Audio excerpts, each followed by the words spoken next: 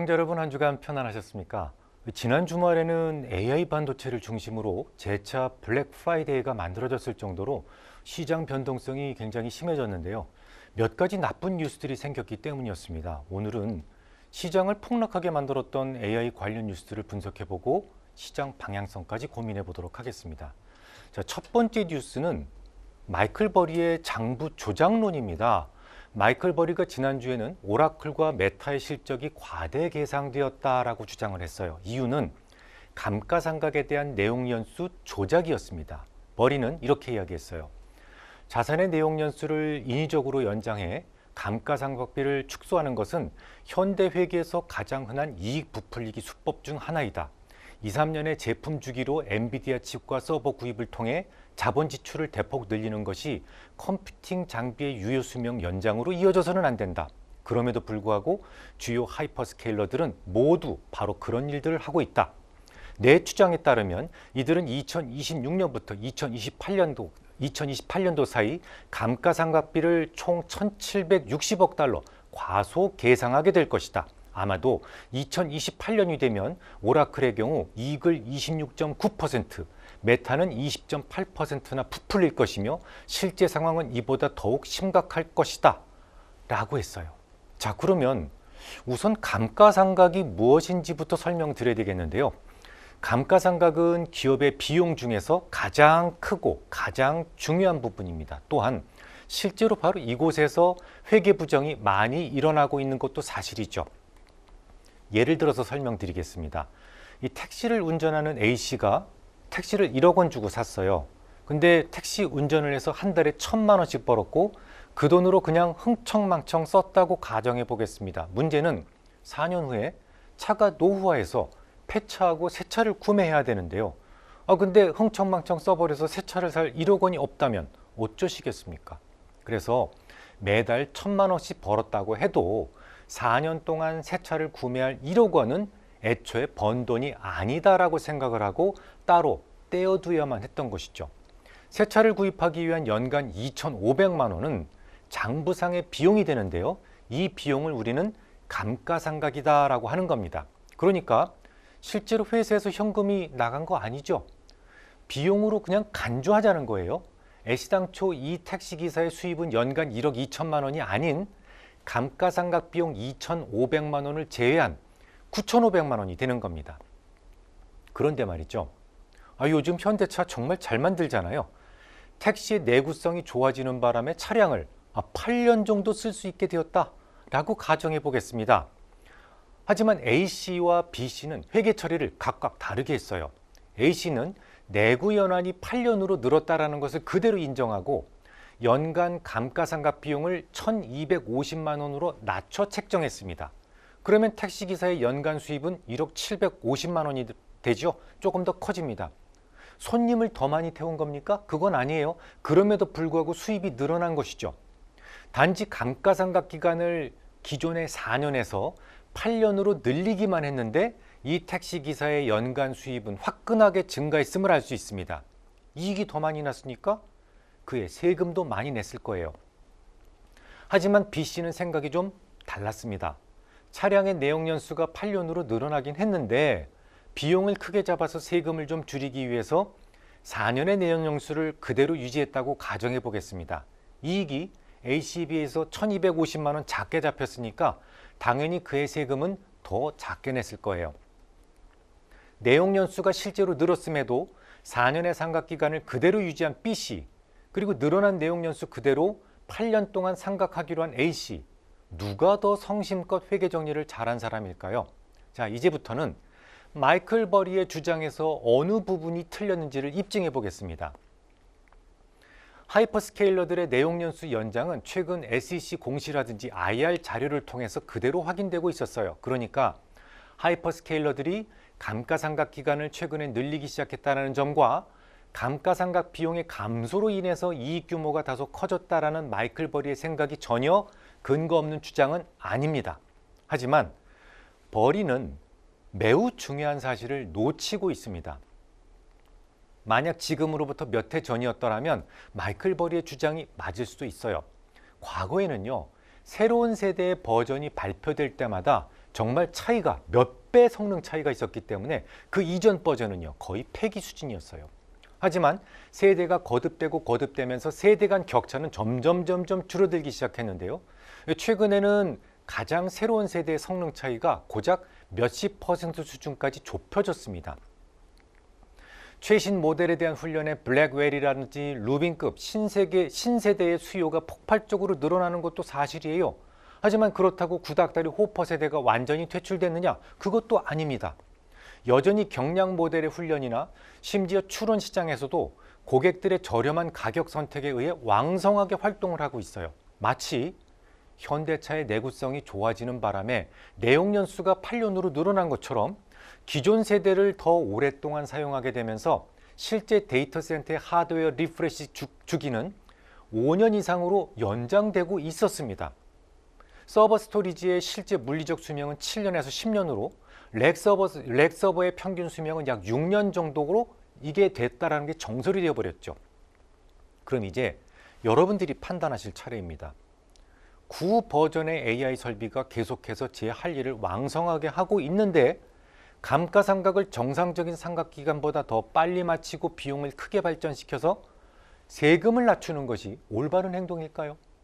세대를 거듭하면서 5년 이상으로 내용 연수가 실질적으로 늘어나고 있는 상황인데 과거 2, 3년의 내용 연수를 고집한다면 오히려 세금을 낮추기 위해 꼼수를 쓰고 있다는 오해를 받지 않겠습니까? 늘어난 수명만큼 내용 연수를 늘려서 감가상각 기간을 현실적으로 맞게 수정하는 것이 더 올바른 행동 아니겠습니까? 자, 이제 두 번째 뉴스를 살펴보겠습니다. 일본의 소프트뱅크 그룹이 보유하고 있던 엔비디아 주식을 전량 매도했다라고 하면서 주가가 또 한 차례 출렁거렸죠. 이제 AI 투자는 정점에 도달했다라는 걱정이 생기기 시작한 겁니다. 하지만 엔비디아 매도에는 이유가 있었어요. 새로운 투자를 위한 재원 마련이었죠. 다음 달 오픈 AI에 225억 달러를 추가로 투자할 계획이었는데요. 소프트뱅크가 이번 라운드에서 오픈 AI에 대한 투자를 완료하게 되면 투자 총액은 347억 달러로 늘어나면서 지분 11%를 확보하게 되는 겁니다. 그러니까 엔비디아 주식을 팔았다고 해서 AI 투자가 정점에 도달했다라고 판단할 수는 없는 일이죠. 그리고 소프트뱅크는요, 지난 2019년도에도 엔비디아 보유 주식 4.9%를 매각한 적이 있어요. 매각한 다음에 엔비디아의 주가가 폭등했는데요. 손 회장은 1,500억 달러의 잠재 수익을 놓쳤다고 뒤늦게 한탄한 적도 있었죠. 이 소프트뱅크의 엔비디아에 대한 지분 전략 매각 소식은 AI 투자 정점론과 매칭되는 부분이 전혀 없습니다. 오히려 소프트뱅크가 어떤 회사입니까? 최근 행보를 보면 AI 투자를 가속화하고 있었죠. 미국에서 오픈 AI, 오라클과 함께 대규모 AI 기반 시설 구축을 위한 스타게이트 프로젝트를 추진하고 있는 장본인입니다. 또 이를 위해서 데이터 센터를 발빠르게 구축하고 있고 관련 반도체 기업의 인수라든지 자체 전력 공급 체제의 확보 등을 추진하고 있어요. 자, 그럼 마지막으로 빅테크들의 대규모 차입설을 살펴드리겠습니다. 이것도 굉장히 좀 이슈가 되는 그런 문제인데요. 미국의 빅테크들은 AI에 대한 투자를 주도하기 전까지는 현금을 많이 쌓아두고 있었어요. AI에 대해 투자를 경쟁적으로 하기 시작하면서 쌓아두었던 현금을 투자 자금으로 소진하기 시작했죠. 최근에 와서는 AI 사업을 확장하고 있는 대형 기술 기업들이 대규모의 회사채를 잇따라 발행하기 시작했는데요. 이런 모습이 과거 IT 버블 때를 연상하게 한다는 거예요. 실제로 AI 데이터 센터의 대규모 투자를 지속하고 있는 아마존, 마이크로소프트, 알파벳, 메타 같은 회사들은 매출액 대비 케이펙스 비중을 꾸준하게 상승시키고 있습니다. 평균 25%를 넘겼어요. 2027년이 오면 AI에 대한 투자가 전체 회사 매출의 30%에 육박할 전망이죠. 순이익 대비 케이펙스 비중은 이미 100%를 넘어선 지 오래고요. 내년 중반에는 115%에 이를 것이다라는 것이 전반적인 예상치입니다. 이건 아주 중대한 변화예요. 지금까지는요, 이익의 한도 내에서 투자를 했었거든요. 그런데 지금부터는 내가 내는 이익보다도 투자 비용을 더 크게 잡겠다라는 것을, 그런 일이 시작됐다는 것을 의미합니다. 한마디로 현금 부자였던 빅테크들의 창고에 현금이 소진되기 시작을 했고 이제부터는 남의 돈까지 끌어다 쓰기 시작했다라는 것이죠. 근데 시장이 이 문제를 중요하게 생각하는 이유가 있습니다. 이게 IT 버블 때와 현재의 모습이 매우 흡사하기 때문이죠.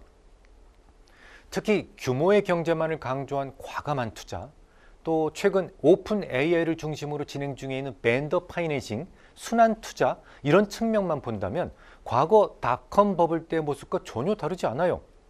IT 버블 당시 주식시장과 채권시장에서 대규모로 자금을 차입했던 수많은 기업들이 연준이 긴축을 시작하면서 금리가 상승하기 시작하니까 줄지어 파산을 했었거든요. 이런 피눈물 나는 스토리를 직접 겪었던 세대라면 요즘 빅테크들의 대규모 차입을 가재미 눈으로 볼 수밖에 없을 겁니다. 하지만 말이죠. IT 버블 당시와 지금의 상황은 근본적으로 달라요. IT 버블 당시에는 안정적인 현금 흐름이 없는 신생 기업들이 그저 장밋빛 전망 하나만으로 대규모 자금을 차입했었어요. 뭐 기본도 없고 정말 근본도 없는 회사들이 단지 이름만, 명찰만 무슨 닷컴이라고 붙이고는 레버리지를 잔뜩 사용하면서 위험을 잉태하고 있었죠. 그러다가 연준이 긴축을 시행하면서 이미 골마있던 부분이 터져버린 거예요. IT 버블이 터졌던 2000년도 당시 코스닥은 지수가 4분의 1 딱 나기도 했었는데요. 특히 그해 12월의 고통은 10년이 지나도록 저의 꿈속에서 자주 나타날 정도로 치명적이었습니다. 하지만 지금은 차입의 주체가 빅테크입니다. 그리고 AI는 허상이 아니에요. 찐 수요가 실제로 증가하고 있다는 것이 여러 경로를 통해 확인되고 있습니다. 구글, 마이크로소프트, 아마존, 메타는 최근 실적 발표에서 클라우드 수요가 공급을 초과하고 있음을 공통적으로 증언했습니다. 구글은 올해 3분기까지 체결된 10억 달러 이상 규모의 계약이 지난 2년을 합친 것보다 더 많다라고 말했어요. 마이크로소프트 역시 애저 매출이 40% 성장했고 다양한 워크로드 전반에서 수요가 다시 공급을 초과했다라고 했고요. 아마존은 아마존 웹 서비스는 2022년 이후 보지 못했던 속도로 성장하고 있으며 전년 동기 대비 20.2%까지 재가속됐다. AI와 코어 인프라에서 강한 수요가 지속되고 있다라고 밝혔어요.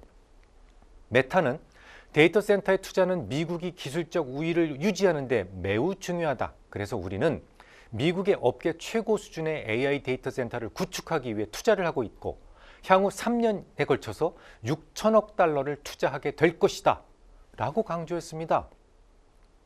더욱 중요한 것은요.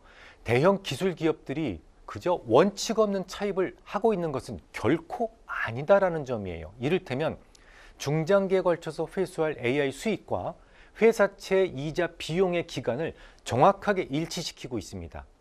자산에서 발생하는 수익과 부채에서 발생하는 비용을 일치시키는 전략을 Asset Liability Management, 즉 ALM이라고 하는데요.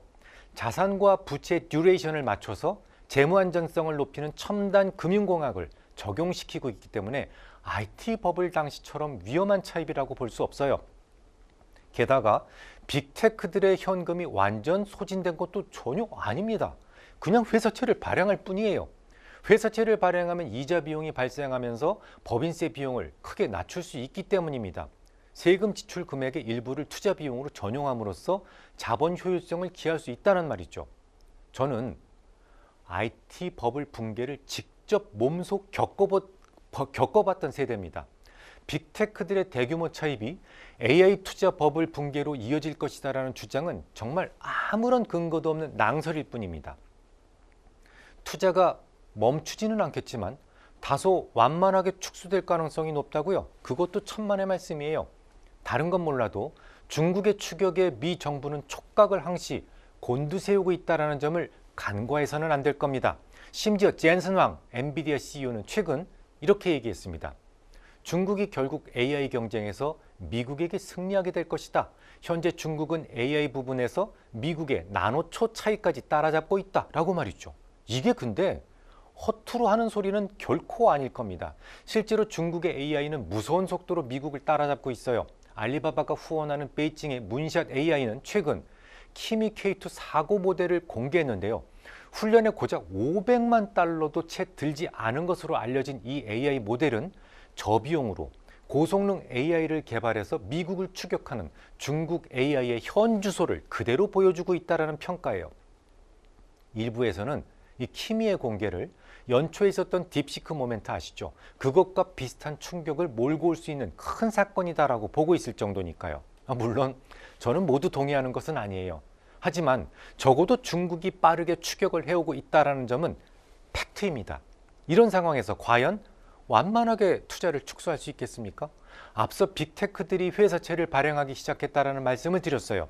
지금은 중국과의 초격차를 유지하기 위해 투자를 강화해야 될 때입니다. 앞서 말씀드렸듯이 이미 수요가 공급을 초과하고 있어요. 하지만 앞으로는요, 스마트 글라스의 시대, 완전 자율주행의 시대가 열리기 시작할 것이고, 그렇게 되면 AI 수요는 더욱 폭발적으로 증가할 겁니다. 휴대폰을 꺼내 들어서 실행하는 것하고 눈앞의 AI와는 차원이 달라요. 지금은 AI를 전혀 사용하지 않는 사람이 훨씬 더 많습니다만, 스마트 클래스와 완전 자율주행 시대가 오게 되면 거의 전 인류가 AI를 사용하게 될 겁니다. 메타, 구글, 아마존 등은 이런 미래를 보고 투자하고 있는 거예요. 반도체 수요는 적어도 내년까지는 폭발적으로 증가하게 될 겁니다. 훈련에서 추론으로 컴퓨팅 초점이 이동하면서 KV 캐시가 HBM 대역폭을 잠식하는 것이 핵심 복병으로 대두되고 있다는 말씀도 드렸고요. 범용 메모리 수요까지 끌어올려지고 있다는 말씀도 드렸습니다. 최소 2026년 연말까지는 HBM은 물론이고 D램과 낸드의 수급이 모두 타이트할 겁니다. 끝으로 다시 한번 주가 고점이 오는 순서를 말씀드리죠. 가장 먼저 수요가 폭발적으로 늘어나고 그 수요에 부응하기 위해서 대규모 증설을 시작합니다. 증설이 완료되고 물량이 쏟아지기 시작하면 반도체 가격이 점차 하락하게 되는데요. 증시는 그것보다 조금 더 앞서서 고점을 만들 거예요. 앞서 말씀드렸듯이 샘 올트먼은 삼성전자에게 풀캐파의 2배나 되는 공급을 요구했어요. 하지만 자칫 반도체 공급 과잉 사태가 일어날 수도 있기 때문에 삼성전자는 증설 여부를 두고 목하 고민 중에 있습니다. 미국 빅테크들의 투자가 생각보다 강하기 때문에 투자가 늦어질 경우 자칫 좋은 시장을 하이닉스에게 내어줄 수도 있는 가능성을 고려해야만 하기 때문이죠. 실제로 미국 빅테크 기업들의 2026년 케이펙스 컨센서스는 4,900억 달러에 달합니다.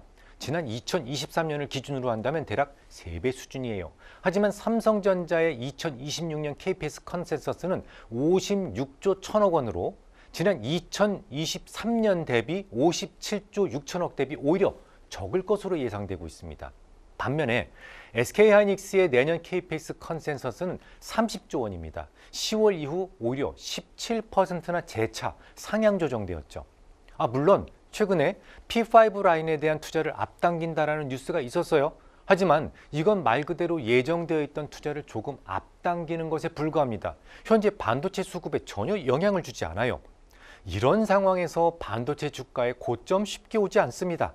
물론 증시 최고점에서 개인 투자자들이 신용을 사용해서 매수하는 바람에 매우 치명적인 약점을 노출시켰고 외국인들이 이 약점을 물고 늘어지기 시작했어요. 때문에 이 구도가 다시 역전되기 전까지는 증시의 조정이 유지될 수는 있겠습니다. 하지만 반도체 주가의 조정은 적어도 내년 연말까지는 받아줘야 되는 조정이 될 것입니다. 흔들릴 때마다 조금씩 모아가는 전략을 권고드립니다.